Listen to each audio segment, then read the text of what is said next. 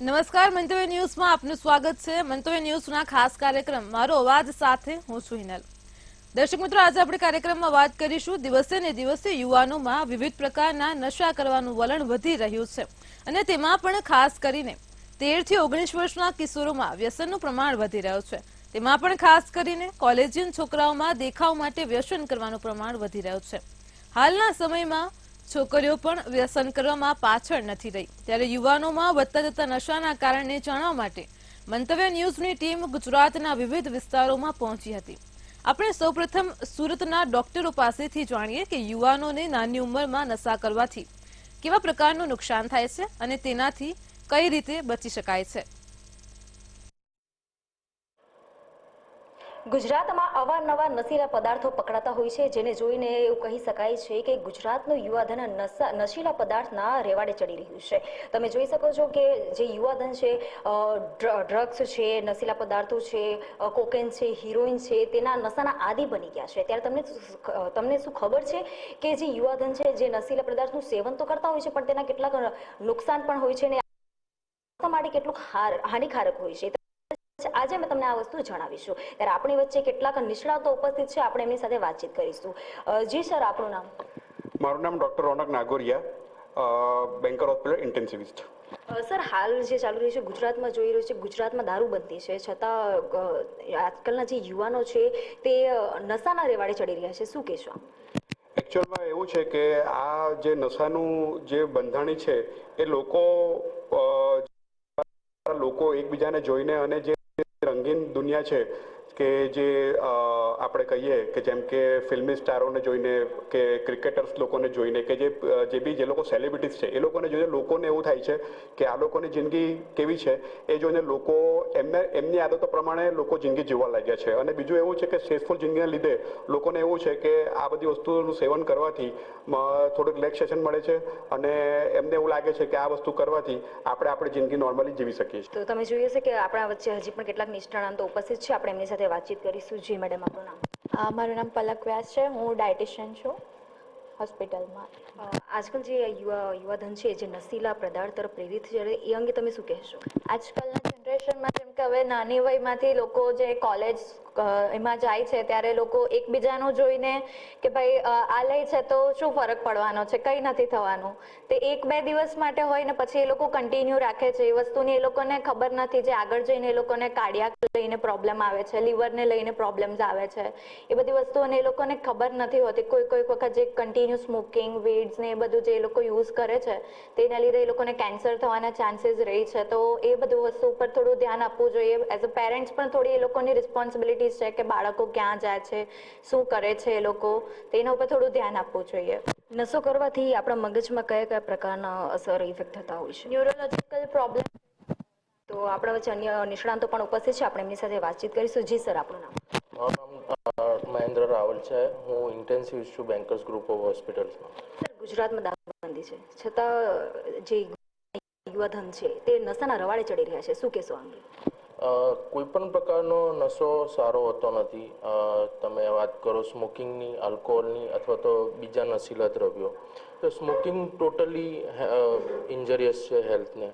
આલ્કોહોલનું એક recommended level, એનાથી વધારે એ જાય તો એ કોઈને નુકસાન કરી શકે છે। બીજા નશીલા પદાર્થનું એવું છે કે ઇફ યુ નો, એક હોર્મોન હોય છે ડોપામિન કરીને, એ ડોપામિન હોર્મોન જ્યારે પહેલી વાર કોઈ માણસ નશો કરે છે ત્યારે એટલી બધી માત્રામાં એ અંદર અંતરસ્ત્રાવ બને છે કે એનાથી બહુ જ મજા આવે છે। એક કહેવાય કે પેલું જે લોકો કે બહુ સારું લાગ્યું, ઓકે, અને એ એક જ વાર એ જે મજા આવે એ એક જ વાર મળે છે અને પછી આખી જિંદગી એ લોકો એ મજા શોધવામાં વારે ઘડીએ નશીલા પદાર્થો લયા કરે છે। બટ એ જે ફર્સ્ટ ટાઈમ જે એમનો એક્સપિરિયન્સ હોય છે, they will never experience that again, અને એના ચક્કરમાં એ લોકો અગેન લયા કરે। ઓવરઓલ તમે જોવા જાઓ તો it is very harmful to health, very harmful to society, very harmful to family. આ બધા નશીલા કારણે એક યુથ પાછળ જાય છે, એના પાછળ એક સમાજ, એના પાછળ એક સ્ટેટ, અને એવી રીતે ઘણી બી પાછળ જાય છે જો ઘણા બધા લોકો આમાં ઇન્વોલ્વ થઈ જાય। સર આજકાલ જોવા જઈએ તો યુવાધનમાં પાર્ટીનો ક્રેઝ વધારે છે અને પાર્ટીનો મુખ્ય જે હેતુ હોય છે એ લોકો નશીલા પદાર્થોને ગણે છે. એ લોકોને એવું છે કે પાર્ટી કરવામાં નશીલા પદાર્થો યુઝ કરીએ તો જ કઈ પાર્ટી લાગે છે. આ અંગે તમે શું કહેશો? જેવી રીતે મેં કીધું કે કોઈ બી નશીલા પદાર્થ છે એનું સેવન હાનિકારક હોય છે કોઈકના કોઈક રીતે, અને કોઈ બી પ્રકારના આવા દ્રવ્યોનું સેવન કરવું એ ક્યારેક ને ક્યારેક ફ્યુચરમાં અથવા તો શોર્ટ ટર્મમાં હેલ્થ કન્ડિશન, સૌથી પહેલાં તમારી health should be your priority, અને હેલ્થ કન્ડિશન અફેક્ટ થાય છે અને નેક્સ્ટ પછી એ ફેમિલી અને નેક્સ્ટ પછી ઇકોનોમિક બર્ડન એન્ડ એવરીથિંગ. એવી રીતે it is very harmful to society. મારો મેસેજ એ જ રહેશે કે આવા નશીલા પદાર્થો સોસાયટીને આપણને પાછળ લઈ જાય છે. જી, તો આપણા વચ્ચે અન્ય પણ નિષ્ણાતો ઉપસ્થિત છે, આપણે એમની સાથે વાતચીત કરીશું. જી સર, આપણું નામ? મારું નામ ડૉક્ટર વિસ્મય પરમાર. આજકાલ જે યુવાધન છે નશીલા પદાર્થના રવાડે ચડી રહ્યું છે, એ અંગે શું કહેશો? આજનું જે યુવાધન નશીલા પદાર્થના રવાડે ચડ્યું છે એના માટે બધા બહુ ફેક્ટર્સ કામ કરે છે.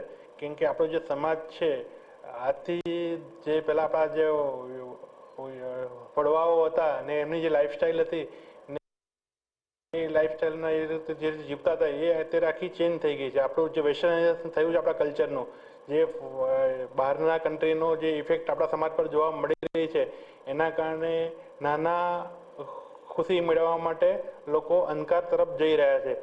બે પળની ખુશીમાં આખી જિંદગી બરબાદ કરી રહ્યા છે. ને બીજી મેટ્રો સિટી છે જેવા બોમ્બે છે, દિલ્હી છે, કલકત્તા છે, બેંગ્લોર છે, ને ઇવન હવે આપણે સુરતનું જે કલ્ચર છે એ આપણે આખું મેટ્રો સિટીના કલ્ચર પ્રમાણે જઈ રહ્યું છે. ને આપણા જે યુવાધન છે એ બધા જ આ એક ઊંડી ખાઈમાં પડી રહ્યા છે. આજકાલના યુવાનોને આ નશીલા પદાર્થોમાંથી ઉગારવા માટે કેવા પ્રયત્નો હાથ ધરવા જોઈએ? નશીલા પદાર્થનો જે આખું એક નેક્સસ ડેવલપ થયું છે, એટલે આ જે પ્રયાસો આપણે જે કરવાના છે કોઈ એક લેવલ પર કોઈ એક માણસથી આ પોસિબલ છે નહીં. એટલે આપણે જે ઉપરથી જે આપણી ગવર્મેન્ટ છે, ગવર્મેન્ટથી લઈને દરેક માણસ, સમાજ, આખો સમાજ આમાં ઇન્વોલ્વ થશે તો જ આપણે બધાને આમાંથી બહાર કાઢી શકીશું. કારણ કે કોઈ એક પર્ટિક્યુલર માણસ આની પાછળ આ બધાને બચાવી શકે એવું પોસિબલ છે નહીં. એટલે સરકારને જાગૃત થવું પડશે, આપણા ફેમિલીના જે પેરેન્ટ્સ છે એ લોકોએ જાગૃત થવું પડશે, આપણા સમાજના જે હોદ્દેદારો છે એમને જાગૃત થવું પડશે, ઇવન ડૉક્ટર્સ છે, ઇવન આપણા જે એજ્યુકેશન સિસ્ટમ છે, જે ટીચર્સ છે એ લોકોનો બહુ મોટો સી ફાળો હોય છે કે આ બધું જે કલ્ચર ચાલુ થાય છે એ આપણે સ્કૂલ ને કોલેજના લેવલથી ચાલુ થાય છે. જો એ લોકો આપણા જે એજ્યુકેશન સિસ્ટમ છે એમાં જે ટીચર્સ છે એ જો માર્ગદર્શન બાળકોને આપે, સ્ટુડન્ટને આપે, તો આમાંથી આપણે એમને અટકાવી શકીએ. તો તમે જોયું હશે કે ગુજરાતમાં જે યુવાધન છે નશીલા પદાર્થના તરફ જે પ્રેરિત થઈ રહ્યા છે તે અયોગ્ય કહેવાઈ શકાય છે. કારણ કે જે નશીલો પદાર્થ છે આપણા સ્વાસ્થ્ય માટે સારું નથી. તમે જોઈ શકો છો કે નિષ્ણાંત લોકોએ કેવી રીતે આપણને માહિતી આપી કે સ્વાસ્થ્ય માટે નશીલા પદાર્થો છે, કોકેન છે, હિરોઈન છે, ડ્રગ્સ છે વગેરે જે પણ નશીલા પદાર્થો હોય છે તે આપણે સ્વાસ્થ્ય પર કેટલું નુકસાન પહોંચાડે છે અને આપણું સ્વાસ્થ્યને કેટલું ખરાબપણે કરી શકે છે.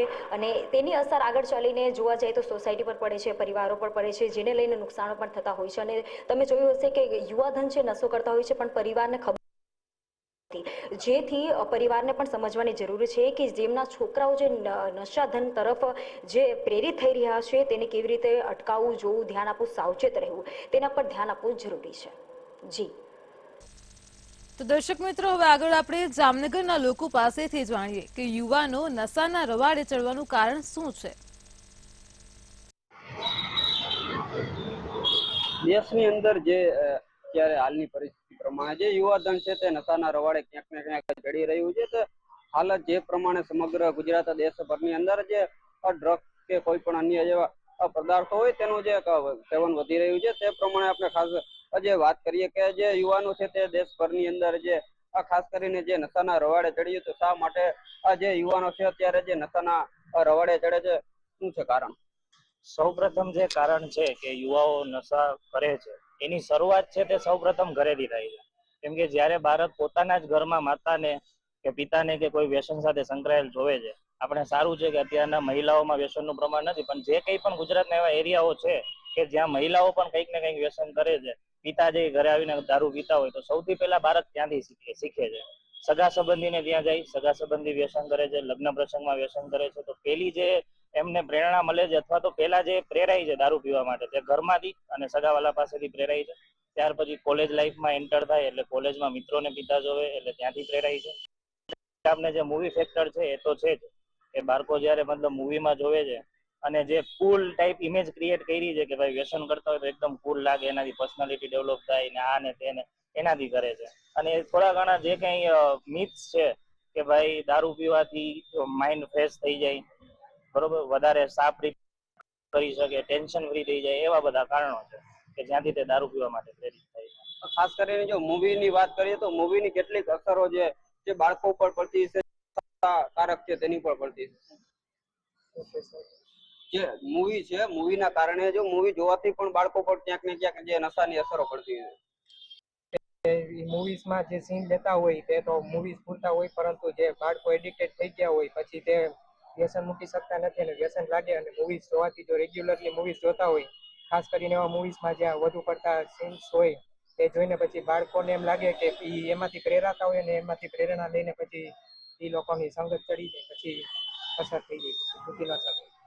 શું કહેશો કે જે યુવાન છે, ખાસ કરીને અત્યારે દેશનું ભવિષ્ય હોય છે, જ્યારે ભવિષ્યની શરૂઆત થતા જે યુવાન જે નશાના રવાડે ચડે છે, અત્યારે એ બધી વસ્તુ જે આપણે મૂવીઝ ને સીન્સમાં ને જે રીતે આપણે જોઈએ છીએ એની સાથે આપણામાં સ્પિરિચ્યુઅલ માઇન્ડ સેટ સાથે જો આપણામાં ઘરણા હોય તો એ એડિક્શનથી આપણે બચી શકીએ. આપણી અંદર જો કદાચ એવી રીતનું એડિક્શન આવી જતું હોય તો આપણે એને દૂર પણ કરવાની ટ્રાય કરી શકીએ. જે પ્રકારે વાત કરી કે મૂવીઝ છે, કોઈ પણ સિનેમેટિક હોય છે, તેના દ્વારા જે બાળકો પ્રેરાતા હોય છે, તો તેના માટે છુટકારો મેળવવા માટે કઈ રીતના પ્રયાસો હોય છે? પહેલાં એવી મૂવીઝના જે સીન આવે છે એના લીધે આપણે જે બાળકો જે યંગ જનરેશન એનાથી આમ ઉત્સાહિત થાય છે કે આ કરવાથી આપણું માઇન્ડ ફ્રેશ થાય છે, તે તદ્દન ખોટું છે. એના માટે સૌ પહેલાં તો એ મૂવીના સીનથી આપણે એટલું શીખવાનું કે આ બધું ખાલી એક મૂવી એક્ટિંગ છે. એ લોકો પણ રિયલમાં કાંઈ કરતા નહીં હોતા હોય, આપણે એ જોઈને ખાલી એટલું જ શીખવાનું થાય છે. તો આ એક જાતનું ફેક વસ્તુ છે. આપણે પોતાના માઇન્ડને એટલું ડાયવર્ટ કરી લઈએ કે આવી બધી વસ્તુ આપણા શરીર માટે, હેલ્થ માટે બહુ જ ખોટી છે. અને છેલ્લે એટલું જ કહેવા માંગીશ કે આ બધી વસ્તુથી જેટલું દૂર રહેવાય એટલું દૂર રહેવું સારું. જે પ્રકારે વાત કરી છે મૂવી છે, સિનેમેટિક છે, અલગ અલગ જે સ્તર છે તેના દ્વારા જે નશાનો જે સેવન છે તે વધી રહ્યું છે, ખાસ કરીને યુવાનો. તો દર્શક મિત્રો, આપણે ખેડાના લોકો પાસેથી જાણીએ કે તેમના મતે નાની ઉંમરમાં નશો કરવા પાછળનું કારણ શું છે.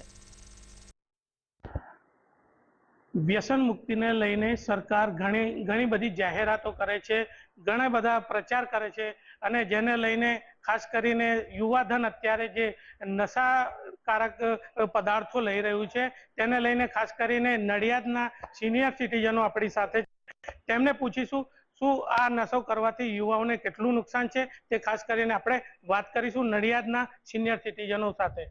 જી વડીલ, આપનું શું નામ છે? ગૌતમ બ્રહ્મભટ્ટ. છેલ્લા 4 દાયકાથી વ્યસન મુક્તિ પ્રવૃત્તિ સાથે સંકળાયેલો છું. આમ તો આ વ્યસન મુક્તિની અમારી જાતે જ વાત કરું તો હું શરૂઆતમાં જ્યારે કોલેજ કાળમાં હતો ત્યારે જ આ વ્યસનમાં સપડાયેલો હતો અને પછી અમારા લોકસેવક માધવલાલ શાહ જે સ્વાતંત્ર્ય સેનાનીને એમના પરિચયમાં આવ્યો અને પછી વ્યસન મુક્ત થઈ ગયો. પણ મેં આંકડો માર્યો કે ભાઈ કેટલા રૂપિયા હતા, મેં 1.5 લાખ રૂપિયાની અત્યાર સુધી તમાકુ. પરંતુ એ વ્યસન મુક્ત થયા પછી હજારો યુવાનોને વ્યસન મુક્તિના માર્ગે દોર્યા છે. અમારું અહીંયા વ્યસન મુક્તિ કેન્દ્ર પણ ચાલતું હતું અને અમે NGO દ્વારા, અમારા નડિયાદ અને સાક્ષરભૂમિ નડિયાદ સહિત જિલ્લાની NGO દ્વારા આ વ્યસન મુક્તિની પ્રવૃત્તિઓ આજે પણ કરી રહ્યા છીએ. જિલ્લામાં વ્યસન મુક્તિ રથ પણ અત્યારે ફેરવી રહ્યા છીએ. જી ગૌતમભાઈ, ખાસ કરીને કહેવાનું કે અત્યારે જે યુવાધન આ વ્યસન તરફ વળી રહ્યું છે, કેટલું નુકસાન છે, કેટલો લાભ છે, એ ખાસ કરીને જાણો. આમ જોઈએ તો વ્યસનના પ્રકાર કહું: બીડી, સિગારેટ, તમાકુ, દારૂ, અફીણ, ચરસ, ગાંજો, heroin, brown sugar, LSD, marijuana, સ્નેક, મેન્ડ્રેલ, ફોર્ટવિન, આ બધા જે વ્યસનો આવે છે એમાંના સિટીમાં ખાસ કરીને ડ્રગ્સ ઉપર વધારે હોય છે, પરંતુ ગ્રામ્ય વિસ્તારમાં મસાલા અને માવાનું પ્રમાણ વધારે છે. યુવા વર્ગ અત્યારે જે વ્યસનમાં સપડાઈ રહ્યો છે એ ખરેખર બહુ દુઃખદદાયક ઘટના છે. સરકારે પણ એમાં બહુ વિચારવાની જરૂર છે. કારણ કે શાળા મહાશાળાઓની આસપાસ જોઈએ છે આપણે પાનના ગલ્લા અને જે દારૂની પુતલી વેચાતી હોય છે એ જનક છે. સરકારે આમાં યોગ્ય નક્કર પગલાં લેવા જ જોઈએ અને આ યુવાધનને બચાવવું જોઈએ. તો ખાસ કરીને યુવાધનને બચાવવું જોઈએ. સરકાર પ્રયાસ તો કરી જ રહી છે, પરંતુ લોકો કેટલા જાગૃત છે તે ખાસ આપણે અહીંના સિનિયર સિટીઝન છે તેમને પૂછીશું. જી, અત્યારે જે લોકો યુવાધન અત્યારે જઈ રહ્યું છે વ્યસન તરફ, શું કહેશો? હું નરેન્દ્રભાઈ નકુમ, નિવૃત્ત બેંક મેનેજર છું, સામાજિક કાર્યકર છું. આજે મંતવ્ય ન્યૂઝ ચેનલ દ્વારા આ વ્યસન મુક્તિ માટેનો જે ઝુંબેશના ભાગરૂપે અહીંયા દીકરાના ઘરમાં જે કાર્યક્રમ રાખેલો છે, તો વ્યસન મુક્તિ વિશે મારે કહેવાનું થાય છે કે વ્યસન શબ્દ આવે એટલે સામાન્ય રીતે એમ લોકો સમજતા હોય કે દારૂ પીતા હોય વ્યસની, પણ એવું નથી. વ્યસનના અનેક પ્રકાર છે અને વ્યસનમાં દારૂથી માંડીને બીડી, સિગરેટ કે બીજા જે કંઈ હોય એ બધા વ્યસનમાં આવી જતા હોય. પણ એની લાંબી વ્યાખ્યા જો કરવામાં આવે તો વ્યસન એટલે તમને કોઈ પણ પ્રકારની આદત પડી જાય એ જાતનું વ્યસન છે. દાખલા તરીકે ચા પીતા હોય તો સવારે ચા ઉઠીને ન પીવો હોય તો તમને બેચેની લાગે. એટલે આવું કોઈ પણ પ્રકારનું વ્યસન વ્યક્તિની પાસે હોવું નહીં જોઈએ.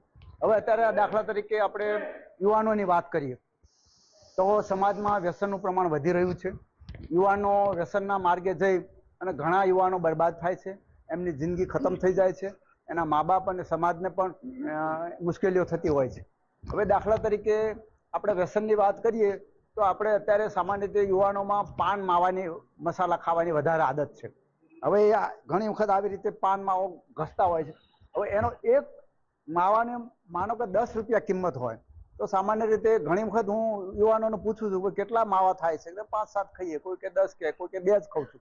તો એવરેજ માનો કે કોઈ યુવાનને 10 માવાની આદત પડી, દિવસમાં 10 માવા ખાય. હવે એક 10 રૂપિયાનો હોય તો 100 રૂપિયા થયા. હવે એક દિવસના 100 રૂપિયા એટલે એક મહિનાના 3000 રૂપિયા થયા. તો 12 મહિનાના 12 તારીખ 36,000 રૂપિયા થયા. હવે આ જો 36,000 રૂપિયા એ સારા કામમાં વાપરી શકે, પરંતુ એવું નથી કરતા હોતા. એટલે સરકાર પણ પ્રયત્નો કરે છે, સામાજિક સંસ્થાઓ પણ પ્રયત્નો કરે છે. અમારા નડિયાદની વાત કરીએ તો હમણાં જે ગૌતમભાઈ બ્રહ્મભટ્ટે ઇન્ટરવ્યૂ આપ્યો એ ગૌતમભાઈ ખૂબ પ્રયત્નો કરે છે અને નશા મુક્તિ માટે એમના પ્રયત્નો ખૂબ સારા હોય છે અને જિલ્લામાં પણ રથ ફેરવીને પણ એ વ્યસન મુક્તિનું પ્રવૃત્તિઓ કરે છે અને અમે પણ ઘણીવાર એમની સાથે જોડાઈએ છીએ. તો યુવાનો આ રસ્તેથી પાછા વળે, કોઈને વ્યસન હોય તો એ પોતાની રીતે મૂકી દે એવી આપણે ઈચ્છા રાખીએ. અને મોટા જે વ્યસનો હોય કે દારૂના કે તે, તો એમાં તો ખૂબ ખર્ચો થતો હોય છે અને વ્યક્તિ પાયમાલ થઈ જતી હોય છે. તો આ સમયમાં મોંઘવારીના જમાનામાં એ માણસ ગરીબ હોય કે પૈસાદાર, એ નુકસાન ને નુકસાન જ છે. માટે વ્યસન મુક્તિ માટે યુવાનો એમાં પાછા વળે અને સમાજમાં માનભેર જીવન જીવે એવી અપેક્ષા રાખું. તો ખાસ કરીને યુવાનો માનભેર જીવે એટલા માટે વ્યસન મુક્તિ ખૂબ જરૂરી છે. અત્યારે જે યુવાનો છે તે દારૂ અને દારૂ ઉપર ખાસ અત્યારે જે નશાકારક પદાર્થ છે એને પીવે છે, જેને કરીને ખાસ નુકસાન પણ થાય છે, એમના ઘણી પ્રકારના રોગો પણ થાય છે. તે બાબતે આપણે ખાસ પૂછીશું. જી, અત્યારે જે યુવાનો દારૂ તરફ વળી રહ્યા છે કેટલું નુકસાન છે? મારું નામ છે મનુ મહારાજ, જય માનવ સેવા પરિવાર ટ્રસ્ટ નડિયાદ. સરકારની એક અપીલ છે કે જ્યાં સુધી મારા ઘરની સામે કોઈ પણ પાનનો ગલ્લો છે તો મારી ઈચ્છા થશે કે મારે ત્યાં કંઈક ખાવું છે, પડીકી ખાવું કે મસાલો ખાવું કે જે કંઈ ખાવું, પણ સરકારને મારી એક અપેક્ષા, એક રિક્વેસ્ટ છે કે સરકાર ડાયરેક્ટ જો ફેક્ટરીઓ એને જો ડાયરેક્ટ એની પર લગામ લગાવે તો જે ફેક્ટરીની અંદર જે વસ્તુ બને છે એ બજારમાં આવે, બજારમાંથી આવે એટલે અમારા જેવા કે કોઈ પણ વ્યક્તિ સુધી એ વસ્તુ પહોંચે છે. પણ જો એ જે સરકાર એને જો ત્યાંથી જ બંધ કરશે તો હું માનું છું કે ઘણો બધો યુવાધન જેનો જે ખોટો ખર્ચો એના પરિવારની પાછળ પણ ઘણીવાર એવું બનતું હોય છે કે બેન હોય જે ઘરકામ કરતા હોય છે, જે મહિનાના 2-3 હજાર રૂપિયા કમાતા હોય, પણ એ વ્યક્તિનો ઘરવાળો દિવસના 50 રૂપિયાના મસાલા ખાય છે.